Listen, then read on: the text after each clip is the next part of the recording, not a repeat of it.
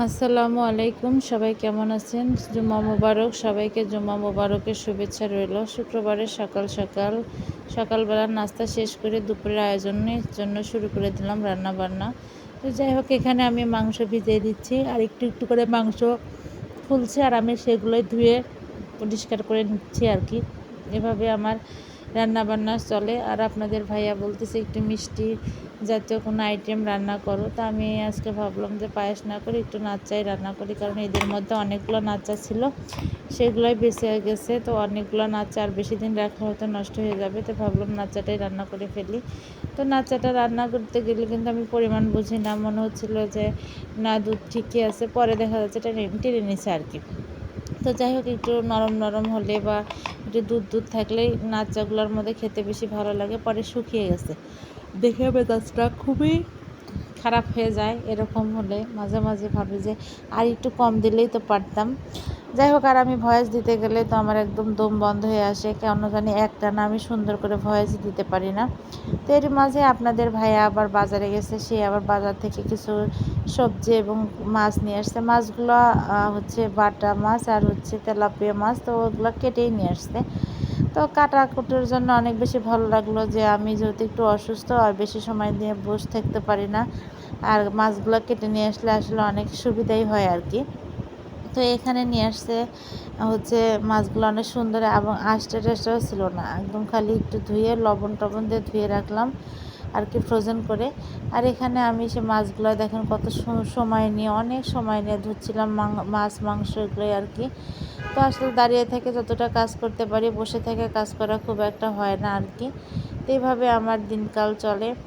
ভাইয়া আপুরা, আপনারা যে যেখান থেকে আমার ভিডিওগুলো দেখেন অবশ্যই একটু লাইক কমেন্ট শেয়ার দিয়ে পাশে থাকবেন। আপনাদের সাপোর্ট পেলে হয়তো আমার কাজ করার আগ্রহটা বাড়বে আর কি। অনেক ব্যস্ততার মাঝেও হচ্ছে আমি একটু চেষ্টা করি, একটা শখের বশে একটা পেজ খুলেছি। জানি না আসলে আমার এই পেজ দ্বারা আমি আসলে কখনো উন্নতি করতে পারবো কি না। আর ছোটো মেয়েটা যেহেতু একটু অসুস্থ ছিল, তো ওর জন্য আম কেটে দিলাম, একটা ডিম পোস্ট করে দিলাম। ও কিছুই খাচ্ছিল না, শুধু হচ্ছে এগুলোই খাচ্ছে আর কি। তো তাই কেটে দিলাম, দিয়ে আমি সবজি টবজি বসে বসে কাটাকাটি করতেছিলাম যে হচ্ছে দুপুরে রান্না করে নেব। আর সমস্ত কাটা ধোয়া রেডি করে নিয়ে রান্নার রুমে গেলে দেখা যাচ্ছে রান্না করতে কিন্তু খুব একটা বেগ পেতে হয় না, মানে সময় লাগে না আর কি। তো যাই হোক, এখানে আমি তরি হচ্ছে কেটে নিচ্ছিলাম। আর তরি তরকারিটাতে কিন্তু হাজার হলো পানি, প্রচুর পানি ওঠে। আমি তরকারি যখন মাখিয়ে দেই, হাত ধোয়া একটু পানি দিলেও তাও অনেক পরিমাণ পানি ওঠে, কারণ এই তরকারিটাই হচ্ছে নরম আর অনেক পানি থাকে আর কি। খেতে আসলে অনেক মজাই লাগে। তরকারি, কদর তরি, কুমড় এগুলো আসলে এখন সিজন, তো এগুলোই আসলে কেনা হয়। যাই হোক, এখানে আমি পেঁয়াজ রসুন সবজি সব কিছু কেটে ধুয়ে পরিষ্কার করে নিয়ে একদম উঠে দেন আমি রান্না করতে বসবো। তো এভাবে আমার ডেইলি কাজ, ডেইলি জীবনযাপন সেগুলোই আপনাদের মাঝে তুলে ধরি। ভালো লাগলে অবশ্যই একটু লাইক কমেন্ট শেয়ার দিবেন, পাশে থাকবেন। বরাবরের মতোই আপনাদের কাছে বলি। আর মাংস টাংস ধুয়ে নিয়ে আপনাদের হচ্ছে ভাইয়াকে বলতেছিলাম যে তুমি হচ্ছে একটু আজকে মাখিয়ে দাও। তো যাই হোক, ও অবশেষে রাজি হলো, সব কিছু দিয়েই দিছি, শুধু একটু নাড়াচাড়া করা এই আর কি। আর মেয়ে বলতেছে আম্মু দাও, আম্মু করবো। তো এমনভাবে মরিচ জ্বলতেছে দেখেন, ছোট্ট হাত, আমি বলছি অনেক জ্বলবে।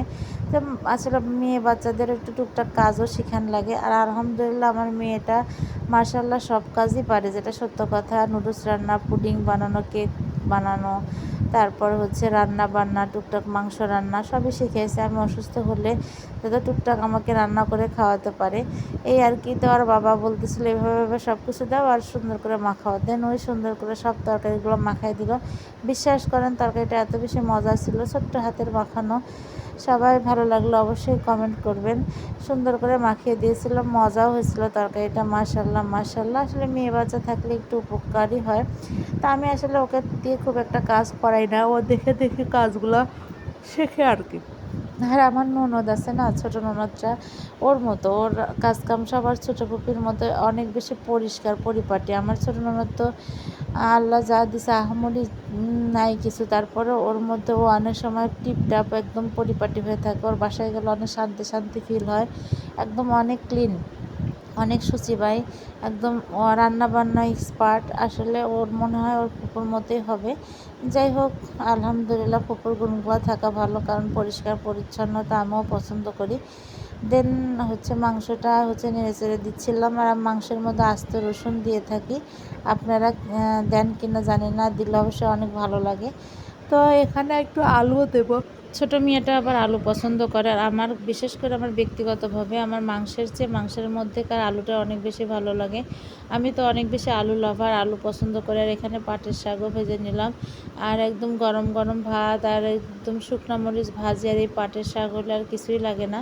তো মাংস তরকারি রান্না ডান, সব কিছু রান্না টান্না শেষ করে একদম মেয়েদের ডুব গোসল দিয়ে একসাথে এসে সবাই বসে আলহামদুলিল্লাহ শুক্রবারের দিন একসাথে খাওয়া হলো। কারণ অন্যান্য দিন এক একজনের কোচিং, একজনের প্রাইভেট, একজনের অফিস, ঠিক মতো কেউ কারোর সাথে ওভাবে খাওয়ার টাইম মেনটেন করে খেতে পারি না। তো চিন্তা করি বা চেষ্টা করি আর কি, রাতের বেলা একসাথে সবাই মিলে খাবার টেবিলে বসে খাবারটা খাওয়ার। এতে করে আসলে পরিবারের মধ্যে যে মেল বন্ধন সেটা আসলে অটুট থাকে। চেষ্টা করি আর কি। যাই হোক, সবসময় হয়ে ওঠে না, তবে রাতেরটা সবাই মিলে একসাথে খাওয়া হয় প্রায় সময়ই। আর এদিকে আমি চাল কুমড়াটাও সুন্দর করে ভাজি করে নিচ্ছিলাম। চাল কুমড়া ভাজি কিন্তু অনেক মজা লাগে আমার কাছে। যেহেতু কালকের অবশিষ্ট একটু চাল কুমড়া ছিল, কারণ হচ্ছে আমি পাঙ্গাস মাছ দিয়ে চাল কুমড়া রান্না করছিলাম, আর এইটুকু রেখে দিয়েছিলাম শুধু চাক ভাজি খাওয়ার জন্যে। আমার কাছে আবার চাক ভাজিটাও অনেক বেশি ভালো লাগে। আমার দুই মেয়ে অনেক বেশি পছন্দ করে, আপনাদের ভাইয়াও অনেক বেশি পছন্দ করে। দেন সব কিছু রান্না বান্না করে টেবিল সুন্দর করে সাজিয়ে দিলাম। দেন হচ্ছে আমরা সবাই মিলে একসাথে বসে সুন্দর করে মজা করে আজকের দিনটা উপভোগ করলাম। ভালো লাগলো অবশ্যই। আবারও বলবো, লাইক কমেন্ট শেয়ার দিয়ে পাশে থাকবেন। আপনাদের সুস্বাস্থ্য এবং দীর্ঘায়ু কামনা করছি। অবশ্যই পেজটি ফলো দিবেন, তাহলে পরবর্তীতে ভিডিওগুলো আপনাদের সামনে চলে যাবে।